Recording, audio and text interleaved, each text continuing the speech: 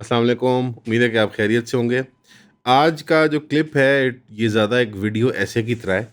इसका उन्वान है the last pipeline standing और इसके मुसन्निफ हैं साद बिन क्लॉड।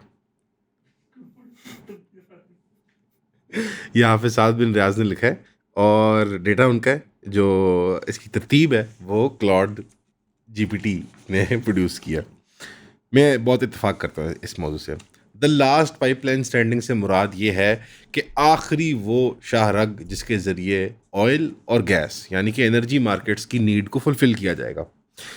इस पेपर की शुरुआत में, और पेपर को भी इंशाल्लाह अटैच कर देंगे हम यहाँ पे, शुरुआत के अंदर जो है United States energy secretary Chris White March 2026 के अंदर सीएनबीसी के ऊपर सेरा वीक प्रोग्राम के ऊपर आके कहते हैं, जिस पे सबसे बड़ी एनर्जी कॉन्फ्रेंस हो रही है ह्यूस्टन के अंदर, और वो बड़े आराम से वो बात कह देते हैं जो कि सारे का सारा राज फूट देती है। वो कहते हैं कि कतर का रास लफान कॉम्प्लेक्स जब से तबाह हुआ है, जहाँ से एलएनजी का सप्लाई आता था तो एक एक पूरी दुनिया का हिस्से का, और जब से स्ट्रेट ऑफ हॉर्मुज ब्लॉकेड में आया है, एलएनजी की स्पॉट प्राइसेस जो हैं वो एशिया के अंदर इतने हद तक बढ़ गई हैं कि अब वो 140% अपनी परसेंट पे आ चुकी हुई हैं। राइट ने इंटरव्यूअर को बड़ी खुशी से बताया कि अनकरीब आप देखेंगे कि यूएस एलएनजी जो है वो आगे बढ़ के उसमें बहुत ग्रोथ आएगी और वो इस वैक्यूम को, इस खाली जगह को खुद आगे पुर करेगी American LNG, US LNG. American LNG production जो है वो बड़ी तेज़ रफ्तारी से एक्सपैंड कर रही है और उसके अंदर हम ज़्यादा इन्वेस्ट कर रहे हैं, और ये हमारे मुल्क का बराह रास्त ही फ़ायदा होगा इस सारे प्रोसेस के अंदर। उसने कहा था फ्यूचर जो है अमेरिकन एनर्जी का आने वाले दिनों में, जो पेश गोई करता हूँ मैं उसके लिए, कि वो बहुत एक रोशन मुस्तकबिल है अमेरिकन एनर्जी इंडस्ट्री का, और मैं गारंटी करता हूँ कि ये सब लोग देखेंगे आने वाले दिनों के अंदर। ये स्टेटमेंट एक ऐसे आदमी की नहीं है कि जो एक क्राइसिस को सर्वे कर रहा हो, जो ऐसे माहौल को देख के उस पर तबसरा कर रहा हो, बल्कि ये एक पेश गोई है उस बंदे की जो फ्यूचर जिसको नज़र आ रहा है और शायद जिसका अंदर वो मुलव्वस है। जैसे कि प्लान स्ट्रेटजी के तहत, ये नहीं कि अल्लाह की तरफ से एक जैसे बिल इतफाक कोई चीज़ होगी और उसकी जवाबी कार्रवाई में वो रद्द अमल के तौर पर बता रहा है कि ये होने वाला है या चलो ऐसे हो जाएगा। वो बड़ी खुशी से, बहुत एक्साइटमेंट के साथ बता रहा है कि अमेरिका ने अपने लिए ये माहौल तैयार किया है और आगे जाकर समझ आएगा क्यों। यानी बेसिकली अगर मैं तर्जमा करूं तो सेक्रेटरी ऑफ एनर्जी अमेरिका के कह रहे हैं कि तारीख़ बनी आदम में से one of the biggest disruptions, सबसे बड़े पैमाने के ऊपर एनर्जी के निज़ाम का जो कट ऑफ कर देना उसकी सप्लाई चेन का, ये अमेरिका के लिए इंतहाई बेनिफिशियल है। यानी कि जो एक चीज़ ग्लोबल सप्लाई कॉन्ट्रैक्शन को लीड करेगी, एक ग्लोबल हाइपर इन्फ्लेशन को लीड करेगी, वो अमेरिका बहादुर के लिए बहुत बेहतरीन चीज़ हो गई है। और आगे जानेंगे क्यों ऐसे। और जैसे उसके एक ना एटीट्यूड और टोन में था कि एशिया और यूरोप के लोग जो सफ़र करेंगे, और जो दानिश्वर बता रहे हैं कि अफ्रीका के अंदर कहत साली होगी, कई मुल्कों के अंदर इतना बुरा हाल हो जाएगा प्रोडक्टिविटी का और गुड्स एंड सर्विसेज की सप्लाई का, कि वो ये सारे जो हैं ये साइड इफ़ेक्ट्स हैं जैसे अमेरिका की एक बड़ी शानदार पॉलिसी के अंदर। अनफॉर्चुनेट है, बड़ा अफसोस हुआ सुन के, लेकिन जैसे उनको कोई इससे गर्ज नहीं, और हकीकत ये है कि अमेरिकनों को इससे कोई गर्ज नहीं। मैं आपको बता रहा हूँ ना बार बार कि अमेरिकन बहुत ही ज़्यादा सेल्फ इन्वॉल्व कौम है, उनकी आवाम से लेकर उनके हुक्मरान। आप सारे लोग अगर दुनिया में पेरिश कर जाए ना, हलाक हो जाएं, वो एक सेल्फ कंटेन्ड रियलिटी है नॉर्थ और साउथ अमेरिका। उन्हें कोई गर्ज नहीं कि बाकी प्लेनेट अर्थ पे जितने भी बिलियन, 7 या 8 बिलियन लोग रहते हैं उनके साथ क्या होता है। वो 1 बिलियन या पौना बिलियन जो नॉर्थ और साउथ अमेरिका में रहते हैं ना, वो ही सबसे अहम लोग हैं उनके नज़दीक, और उनके अंदर भी एक रैंकिंग है जो नॉर्थ से साउथ डाउनवर्ड जाती है। इस स्टेटमेंट का वज़न जो है वो सिर्फ़ और सिर्फ इसकी लाइट हार्टेडनेस, कैंडर, कैजुअलनेस के साथ नहीं आता। इसकी स्टेटमेंट का वज़न आता है इसके स्कोप और स्केल के साथ, क्योंकि ये आलमी सतह के ऊपर एनर्जी क्राइसिस को बयान कर रहा है, बिल्कुल पासिंग में, ठट्ठे में, शुगल के अंदर। 2025 और 26 के दरमियान यूनाइटेड स्टेट्स ने एक कॉन्सिक्वेंशियल ग्लोबल लेवल रिस्ट्रक्चरिंग की है, और वो की है एक ज्योग्राफी की, एक लैंडस्केप की, जो एनर्जी मार्केट्स का है।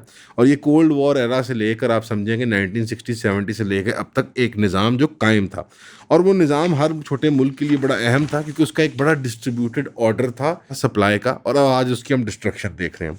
3 दहाइयों के लिए सोवियत यूनियन के कोलैप्स के बाद, यानी ये अर्ली 90 से लेके आज तक आप देख लें, लेट 80 से लेके आज तक देख लें, तमाम ग्लोबल एनर्जी सप्लाई जो थी वो एक प्रिंसिपल पे काम कर रहा था कि किसी एक ट्रीटी के ज़रिए नहीं, बल्कि दुनिया को एक स्ट्रक्चरल गिवन मार्केट के तौर पर ट्रीट करना, यानी कैसे कि एक सिंगल मुल्क के पास एनर्जी मार्केट का कंट्रोल या मोनोपोली नहीं होगी। रूस जो है वो गैस पाइपलाइन जो नॉर्थ स्ट्रीम पाइपलाइन जैसे थी वो यूरोप को प्रोवाइड कर रहा है गैस। कतर जो है वो एलएनजी एशिया और साउथ एशिया के अंदर भेज रहा है, यानी कि ये कोरिया वगैरह इन ममालिक के अंदर, और हमारे पास भी आ रही है एलएनजी, ठीक है ना जी। ऑस्ट्रेलिया जो है वो सब जापान और साउथ कोरिया को सप्लाई कर रहा है, और यूनाइटेड स्टेट्स एक बड़ा प्लेयर है लेकिन वो वाहिद प्लेयर नहीं है। इससे क्या होता है कि जो एनर्जी इंपोर्टिंग कंट्रीज़ हैं जिसको ग्लोबल साउथ कहते हैं हम, पाकिस्तान, बांग्लादेश, सब सहारा अफ्रीका का, मोस्टली जो नॉर्थ अफ्रीका का आप मुल्क जिनको कहते हैं, और साउथ ईस्ट एशिया के छोटे मुल्क फिलीपीन, थाईलैंड वगैरह, ये सारे मुल्क जो हैं ये मजबूर तो हैं सप्लाई के लिए, और वो सदका खैरात नहीं है उनके लिए सप्लाई, लेकिन उनके पास डिप्लोमेटिक लेवरेजिंग के थ्रू, पोजीशनिंग के थ्रू, ट्रेड नेगोशिएशन के थ्रू गुंजाइश है कि वो एक कंपेटिटिव मार्केट पे इससे ले लें या उससे ले लें। लेकिन आपको पिछले 2-3 सालों के अंदर क्या नज़र आया है, ख़ुसूसन अगर आप 26 के मार्च की सेकंड के डेट की रास लफान इंडस्ट्रियल कॉम्प्लेक्स पे हमला देखते हैं कतर का, कि आपने एक रात के अंदर 20% दुनिया का एलएनजी सप्लाई ख़त्म कर दिया, और उसी लम्हे, उसी महीने साइक्लोन नोरेल आता है जो पूरे वेस्टर्न हेमिस्फीयर जो कोस्ट है ऑस्ट्रेलिया का, उस पर पिलबारा कोस्ट कहते हैं, उस पर कराथा, गॉर्गोन और व्हीटस्टोन प्लांट को तबाह कर देता है, और एक मजीद 8% दुनिया का एलएनजी जो है वो मार्केट से हट जाता है। यानी इस वक्त 28% एलएनजी जो दुनिया की मार्केट का सप्लाई का था वो निकल चुका है मार्केट से सप्लाई के अंदर। यानी कीमतों में इजाफा, सप्लाई में कमी उसकी डिमांड को राइज अप करती है, उसकी वो करती है, और उसके जवाब के अंदर ये साइकिल, एक इन्फ्लेशनरी साइकिल चल पड़ता है, और उसके जवाब में ये होता है क्योंकि ये प्रोडक्टिव इनपुट है, इसके बगैर इंडस्ट्री वगैरह नहीं चलती, इसके बगैर घर नहीं चलते लोगों के, इस गैस के बगैर, तो वो ओवरऑल इकोनॉमी अनप्रोडक्टिव हो जाती है और सप्लाई कम होती है, तो हर चीज़ का जिसके अंदर इनपुट जाती है गैस की, उसकी कीमतें बढ़ती जाती हैं। ये पूरा साइकिल चल पड़ा है। अगेन वो साइक्लोन जो है, साथ का कहना है कि वो एक नेचुरल चीज़ थी, अल्लाह की तरफ से आई थी। मैं आपको पता है मौसम के बारे में और इन चीज़ों के बारे में क्या कहता हूँ। आप हार्प प्रोजेक्ट के बारे में कभी पढ़िएगा, अमेरिका 1960 से प्रैक्टिस कर रहा है उसको, जहाँ वो energy, directed energy weapons, electromagnetism और केमिकल सीडिंग के ज़रिए वेदर के पैटर्न्स को कंट्रोल करने की कोशिश तब से कर रहा है।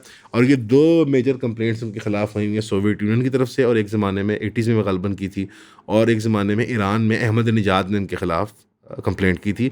तो मैं इनको दोनों को क्रेडिबल कंप्लेंट्स मानता हूँ। स्टेट्स आपस में झूठ नहीं बोला करती, और मेरे ख्याल में अमेरिका के पास और काफ़ी दीगर ममालिक के पास कमर्शियल लेवल पे मौसम को कंट्रोल करने की, तूफ़ान को पैदा करने की और तूफ़ान को छिड़ाने की सलाहियत है।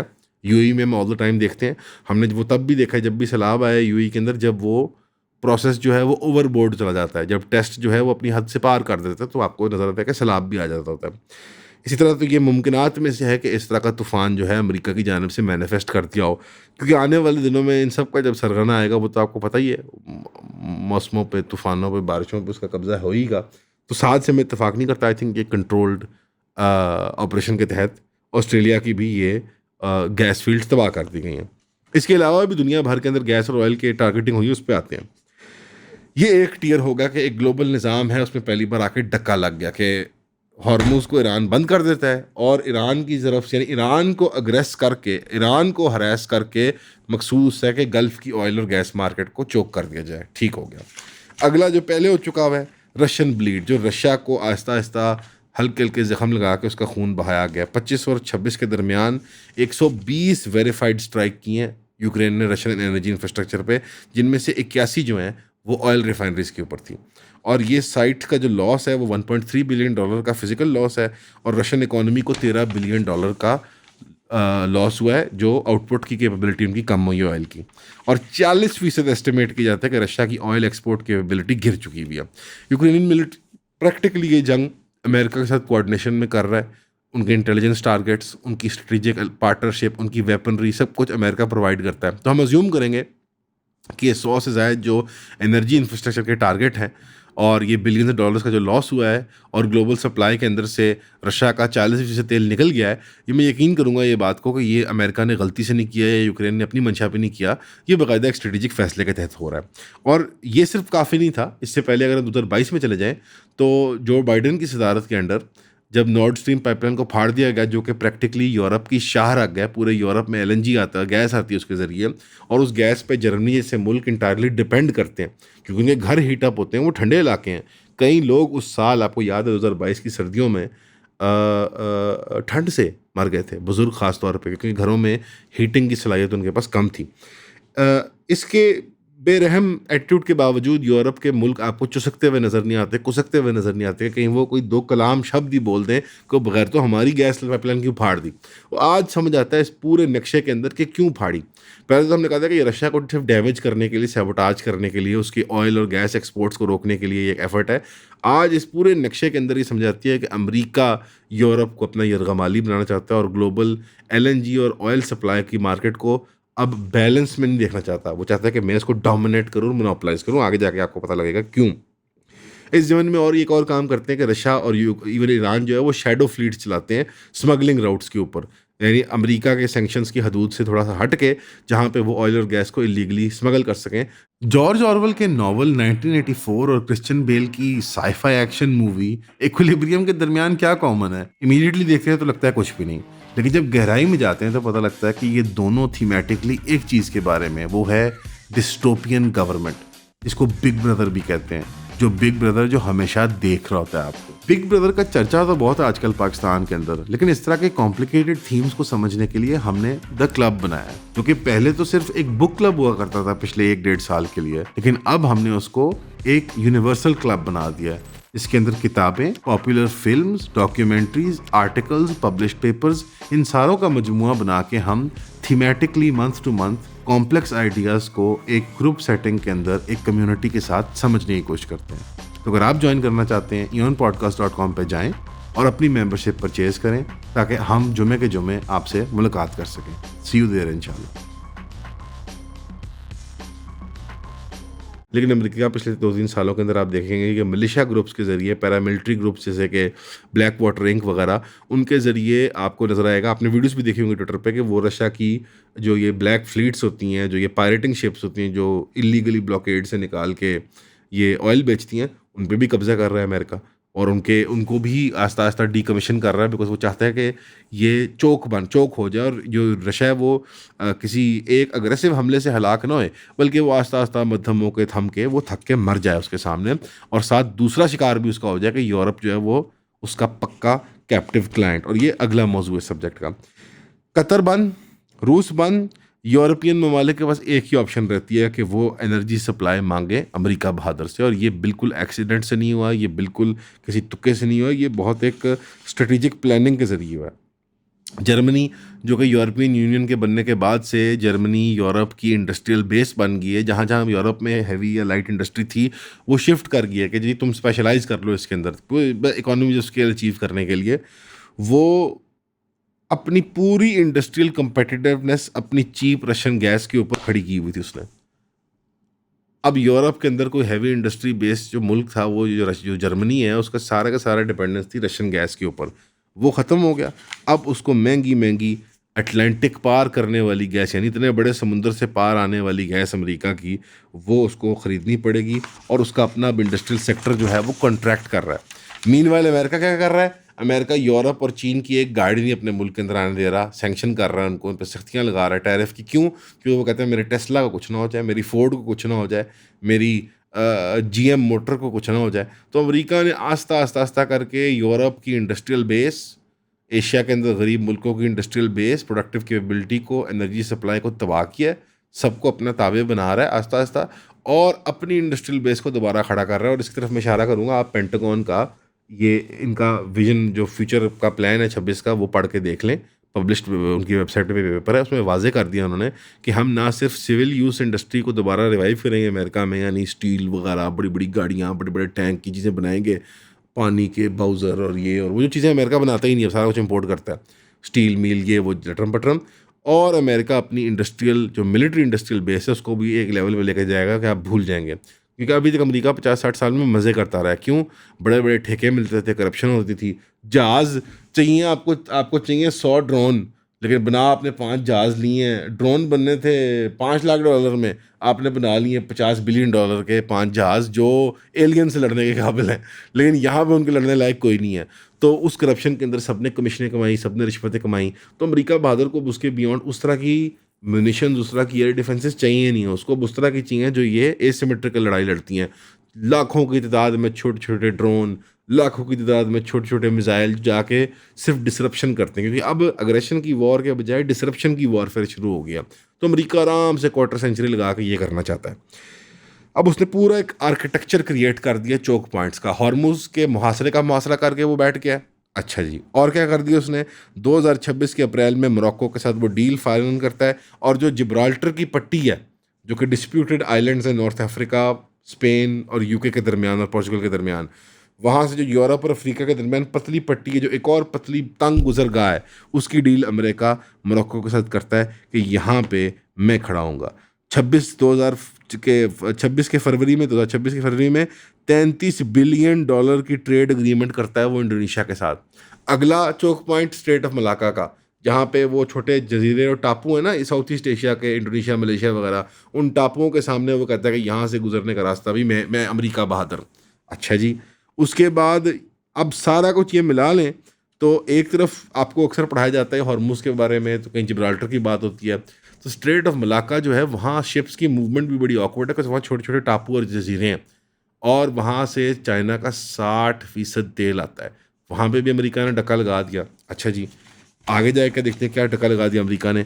अब आते हैं सबसे बड़े डक्के के ऊपर, जो चाइना के पास एक ऑप्शन थी बेचारे मस्कीन के पास, उसे कहते हैं चाइना पाकिस्तान इकोनॉमिक कॉरिडोर। ये सबक मुझे मलाका और ये जिब्राल्टर वाला इतना क्यों है उससे, क्योंकि मैं ये सबक गवादर के टाइम पे पढ़ा करता था, बेचता था ये सबक खुद बाकायदा। चाइना को स्ट्रेट ऑफ हॉर्मुज से चाहिए, वहाँ पे वो एक डका लगा दिया, अमेरिका नेवी हरास कर रही है, स्ट्रेट ऑफ मलाका में हरास कर रही है। तो ऐसा क्यों नहीं कि ईरान और सेंट्रल एशिया से पाकिस्तान की ओर इस तरफ अगर ऑयल और गैस आ जाएं, और यहाँ पे बड़े हब्स हों रिफाइनमेंट के, प्रोसेसिंग के, पाकिस्तान, अफ़गानिस्तान और इस साइड के ऊपर, और यहाँ से ट्रेन और पुलों के ज़रिए, हाईवेज़ के ज़रिए चीन की तरफ काशगार के ज़रिए रास्ता बनाया जाए, बदख्शां से उससे रास्ता बनाया जाए, वाखान कॉरिडोर, इन जगहों से। इसमें पाकिस्तान और अफ़गानिस्तान ने अजीब अजीब किरदार अदा किए हैं। अफ़गानिस्तान पाकिस्तान को अग्रेस करता है, पाकिस्तान अपने आप को हरास करता है, कभी सी पैक खेलता है, कभी फिर अमेरिकन सफ़ीर को बुला के गवादर की सैर करवाने ले जाता है। एक आता है तो कहता है कि मैं सी पैक तो हमारी जान है। मुझे याद है वो नवाज शरीफ के दौर में किसी ने तनकीद की शेख रशीद पे, याद है कि आप सी पैक के ख़िलाफ़ काम कर रही है ऑपोजिशन, कहता है सी पैक हमारी जान है, उसके ख़िलाफ़ जो बात करेगा वो पाकिस्तान का गद्दार होगा। और फिर जब अगली हुकूमत आती है पीटीआई की, उसमें रज़ाक दाऊद साहब आके कहते हैं कि नहीं, सारे कॉन्ट्रैक्ट्स गलत हुए हैं, हम दोबारा रिव्यू करेंगे चाइनीज़ के साथ। बहरहाल ये एक पास्ट हिस्ट्री है, लेट बायगॉन्स बी बायगॉन्स। लेकिन ये है अब हकीकत, जो स्ट्रेटिजिक आप समझें चोक पॉइंट्स हैं, उसका एक पूरा आर्किटेक्चर क्रिएट कर दिया अमेरिका ने कि अब यहाँ से कोई गुजरेगा नहीं। अमेरिका एलएनजी और ऑयल किसको बेचेगा? अफ्रीका को नहीं। साउथ ईस्ट एशिया में उसके एलाइज जो हैं, साउथ एशिया में उसका एलाई इंडिया जो है, और यूरोप को। अब पाकिस्तान और इंडिया के दरमियान जो मैं बार बार बात कहता हूँ, फैसला होना पड़ेगा। और हकीकत ये दोस्तों, अमेरिका हमें कभी मतलब नामुमकिन नहीं है, हो सकता है शायद हमें चुन लें इंडिया के ऊपर, बट अकल कहती है कि नहीं, हमारी साथ दोस्ती, हमारा सर्वाइवल इस ऑयल एंड गैस की किल्लत में ईरान के साथ है, चाइना के साथ है, और अब पेट में मरोड़ पड़ेगा सबके, बट अफ़गानिस्तान के साथ है। क्योंकि अफ़गानिस्तान इज़ द शॉर्टेस्ट राउट आपका टू सेंट्रल एशिया, और उनका शॉर्टेस्ट राउट है सेंट्रल एशियंस का टू वार्म वाटर। गैज़प्रॉम जो कि रशिया की गैस एंड ऑयल कंपनी है, वो अक्सर स्टेक लेके जाती है हमारे किर्गिज़, काज़ाख, उज़्बेक, ताजिक भाइयों और बहनों की ऑयल और गैस का सप्लाई का। और रशिया के पास गर्म पानी का एक्सेस है, ठेंगा, वो सारा माल लेके किसको बेचता है जी साहब? यूरोप को। तो अगर हम भाई मिल के यहाँ पे नीचे ले आएँ और सी पैक में चाइना को बड़े ताया अबू मान लें हम सारे, और ईरानियों को एक तरफ और अफ़गानों को एक तरफ और बाकियों को, और पाकिस्तान चौक होल्ड बना ले यहाँ पे कि भाई मैं तो गुजरगाह हूँ, मेरे पास असलाह बड़ा शानदार है, मेरे पास एयरफोर्स बड़ी शानदार है, इंडस्ट्री वस्ट्री लगाते रहेंगे, हम तुम्हारी दुबई हैं, हम तुम्हारा लंदन है, हम तुम्हारा मियामी है, हम तुम्हारी पोर्ट हैं, और पूरा मकरान कोस्ट भरा हो, ना बलोच नाराज़, ना सिंधी नाराज़, ना किसी को अपना देश चाहिए, ना किसी को अपना कोई पश्तूनिस्तान चाहिए हो, और हम हर ट्रक के ऊपर $1000-2000 लें उससे, हैं जी, फेयर का। अपने जहान में फिर एक जहान होगा ना जी। तो ये ख्वाब हमारे बड़े आला हुकाम ने देखे हुए हैं, हिस्टोरिकली अयूब खान ने देखे हुए हैं, ज़िया ने देखे हुए हैं, नवाज शरीफ साहब ने देखा हुआ है ख्वाब। इस ख्वाब को पूरा करने के लिए उन्होंने हिंदुस्तान को भी शामिल कर लिया, अटल बिहारी वाजपेयी को यहाँ ले आए और मुल्क बड़ा आगे तेज़ी से बढ़ रहा था। तो मुशर्रफ ने साजिश के तहत फिर वो आपको पता है जो किया सो किया। लेकिन हकीकत क्या है दोस्तों कि ये ग्लोबल सीन है, ड्रॉप सीन है। इसके आगे भी पूरा सीन है दोस्तों, कि ज़्यादा तफसील में नहीं जाता और मैं छोटा छोटा आपको लंबे लबास में आता हूँ कि अमेरिका ने सारे को अचीव करने के लिए लैटिन अमेरिका को सिक्योर कर लिया, वेनेजुएला उसके तेल को सिक्योर कर लिया, हैवी क्रूड को बिल्कुल, साथ अब क्यूबा को भी सिक्योर करेगा, वहाँ पे भी मिनरल्स है वैल्यूएबल। अमेरिका चिप्स भी खुद बनाएगा, अमेरिका चाइना डिपेंडेंसी अपनी ख़त्म करेगा। पेंटागन पेपर में उसने वाजे कहा है कि ये हमारे बड़ों ने पिछले 50-60 साल में स्क्वांडर किया है हमारी ताकत को, और हमारे मुल्क के अंदर ऐसे लोग भर दिए हैं, 5 से 6 करोड़ गालबन बताया जाता है, 7 करोड़ के करीब बताया जाता है, कि जो हमारे मुल्क के मुहिब नहीं है, वेस्टर्न लोग नहीं है, इनको हमने निकालना है डोमेस्टिक लेवल पे और फॉरेन लेवल पे। हमने सबको अपने थल्ले रख के, लिटरली मैं ज़ुबान में अगर आम तर्जमा करूँ, हमने थल्ले लगा के रखना है अपने। चाइना को हमने शिकस्त देनी है अग्रेशन से नहीं, अपनी ताकत के डिस्प्ले से। और वो मैंने ये बात मैं कहना नहीं चाहता, बट आप बेशक प्रोग्राम में किसी से गवाही ले लीजिएगा, हैदर या किसी से पूछ लीजिएगा। मैं 2015-16 के अंदर, 14-15 के अंदर जब हम सी पैक पे काम किया करते थे, गवादर के प्रोजेक्ट्स बेचा करते थे, मैं तब कहता था कि यार ये अमेरिका पता है कैसे रोकेगा इसको। और ये मैंने उनके दानिश्वरों से सुन के ही देखा था, ये पीटर ज़ैहान और इस तरह के लोगों को, कि अमेरिका चाइना के खिलाफ नहीं एक्शन करेगा, अमेरिका चाइना के रास्ते में आग लगा देगा। जहाँ जहाँ से बेल्ट एंड रोड इनिशिएटिव ने चाइना के गुजरना है, जहाँ जहाँ ट्रेन और रेल की पट्टी डलनी थी, जहाँ जहाँ से समुद्री रास्ता था, समुद्र में अमेरिका खुद खड़ा हो जाएगा आके, और जगह जगह अपने अपने पुलिस मैन खड़े कर देगा। India, Israel, Germany, UK, Korea, Japan, Australia, और एक खसूसन एक अलायंस बनाई गई थी बाइडन के ज़माने में, क्वाड। अब मेरे ख्याल में वो एक्टिव होते हुए नजर आएगी। अब इंडिया, कैन वी अग्री कि इंडिया फुली काबू में आ चुका है अमेरिका के, अब with the Modi bullying I think fully काबू में आ चुका है। आई थिंक हमारा टाइम बहुत कम रह गया। आई थिंक ईरान जंग हमारी लास्ट फ्यूल है अमेरिका के पास, कि इसमें हम जिंदा रख रहे हैं अपने आप को एज इंपॉर्टेंस के अतबार से। क्वाड अलायंस क्या है? 4 मुल्कों की अलायंस है। इस पर मैं ख़त्म करता हूँ बात को। जापान, हिंदुस्तान, ऑस्ट्रेलिया और अमेरिका। और इस अलायंस का काम क्या है कि न्यूक्लियर सबमरीन्स लेके, जो इलीगली अमेरिका ने प्रोक्योर करवाई हैं इंग्लैंड से ऑस्ट्रेलिया के लिए, जबकि डील फ्रांस की थी, फ्रांस को अंडर कट किया उन्होंने और कहा कि नहीं ये डील इंग्लैंड की होगी। और क्योंकि न्यूक्लियर सबमरीन्स एक नॉन न्यूक्लियर कंट्री को बेचना इलीगल होता है, एनपीटीपी के ख़िलाफ़ होता है, लेकिन एनपीटीपी ये गया तेल लेने। तो ऑस्ट्रेलिया को तैयार किया जा रहा है और हिंदुस्तान को कि समुद्री रास्तों में स्ट्रेट ऑफ मलाका और चाइना के सारे गर्म पानी के एरियाज़ जो हैं साउथ चाइना सी में, आप भार हमारा उठाएंगे, हम तो होंगे लेकिन आप भी भार उठाएंगे और आप भी चाइना के कंटेनमेंट का काम करेंगे। अब इसके अंदर पाकिस्तान किधर जाता है? क्योंकि हम जो हैं आई ऑफ द स्टॉर्म है। ऐसी ये गलत बात है, सही बात है। पाकिस्तान और India are the eye of the storm, तूफ़ान के सबसे ज़्यादा ये तूफ़ान हमें अफेक्ट करता है गैस और ऑयल का। फिर ये एशियन कंट्रीज को करता है, छोटे जो Cambodia, Vietnam, Laos, Malaysia, Indonesia हमारे ही भाई हैं, मुसलमानों के पुराने इलाके हैं, मिक्स एंड मैच। यहाँ कुछ आधे हिंदू, इंडो ओरिजिन, बुद्धिस्ट, इस तरह के इलाके हैं, इंडियन स्फीयर ऑफ इन्फ्लुएंस में आते हैं, और आधे को मुसलमानों के तजारती रास्तों से गुजरने वाले, या आधे के लोग मुसलमान हैं। तो ये हमारे इस खित्ते को, जहाँ पे दुनिया की 2 बिलियन के करीब से ज़ायद आबादी, बल्कि 3 बिलियन अगर आप चाइना वगैरह को भी मिला दें इसमें, आबादी जो बड़ी ऑयल एंड गैस डिपेंडेंट है, ये बड़े बुरे तरीके से इम्पैक्ट होती है। अफ्रीका की मैं बात नहीं करता, वो अपना हाल जाने, दुनिया इतनी कॉम्प्लिकेटेड होगी कि मैं अफ्रीका के बारे में सोच भी नहीं सकता। इस अगर मैं खित्ते ज़मीन की बात करूँ तो यहाँ पे 2-3 बिलियन लोगों की जो है ज़िंदगी अजीरन हो जाएगी, अजाब में आ जाएगी, और सारा डिपेंड करता है पाकिस्तान के मनूवर के ऊपर। पाकिस्तान अगर ईरान को स्टैंड करवा जाता है और अफ़गानिस्तान से सुलह करवा लेता है अपनी, हमेशा की तरह सुनने का शुक्रिया, दुआ कीजिएगा। अभी इम्पैक्ट आपको फ़ील नहीं हुआ, अभी आने वाले दिनों में असल वाला इम्पैक्ट फ़ील होएगा। कहीं आप लोगों में से कह रहे होंगे इम्पैक्ट हाल नहीं फ़ील होया। जी जी बिल्कुल, अभी नहीं फ़ील हुआ, अभी और ख़तरनाक होना है मामला। हमारे लिए भी, अपने लिए भी दुआ कीजिएगा, मुल्क खुदादाद के लिए, और मुसलमानों को कि अल्लाह मत दे दे, सीधी मत दे दे, सही मत दे दे, क्योंकि आप आर या पार है। ये एनर्जी क्राइसिस जो है ये जंग है, ये इकोनॉमिक या डिप्लोमेटिक पॉलिसी नहीं है, दिस इज़ वॉर। हमेशा की तरह सुनने का शुक्रिया। अस्सलाम वालेकुम।